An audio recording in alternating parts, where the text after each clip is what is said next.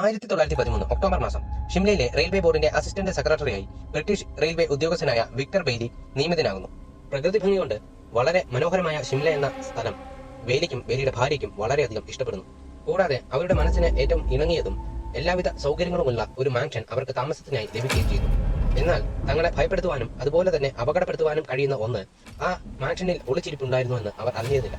അവർ അവിടെ താമസം ആരംഭിച്ച് കുറച്ച് നാളുകൾ കഴിഞ്ഞതോടെ അവർ താമസിക്കുന്ന മാൻഷന്റെ മുകളിലത്തെ അറയിൽ നിന്ന് ചില ശബ്ദങ്ങൾ, ചില കാൽപെരുമാറ്റങ്ങളൊക്കെ കേൾക്കുവാനായി തുടങ്ങി. ആദ്യമൊക്കെ അവർ അത് വലിയ ഗൗരവം കൊടുത്തില്ല എങ്കിലും പിന്നീട് ശബ്ദങ്ങൾക്കും പുറമെ ചില രൂപങ്ങളൊക്കെ അവർ കാണുവാനായി തുടങ്ങി.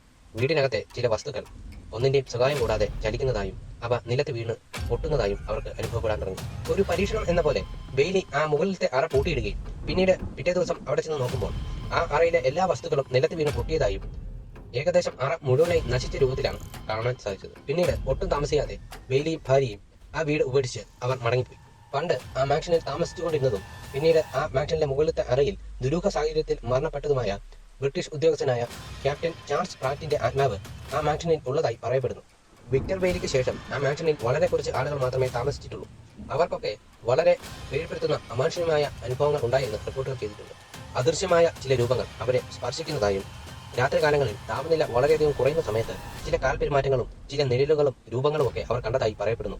ഈ മാൻഷന്റെ നിർമ്മാണത്തെക്കുറിച്ച് വ്യക്തമായ രേഖകളൊന്നും നമുക്ക് ലഭ്യമല്ല എങ്കിലും 1857 ഇന്ത്യൻ കലാപത്തിന് തൊട്ടു പിന്നാലെ ഈ മാൻഷൻ പണിതതായി പറയപ്പെടുന്നു. 1947 ഇന്ത്യ സ്വാതന്ത്ര്യം നേടിയതിനു ശേഷം ഈ മാൻഷന്റെ ഉടമസ്ഥതാ അവകാശം ഇന്ത്യയുടെ പക്കലാണ്.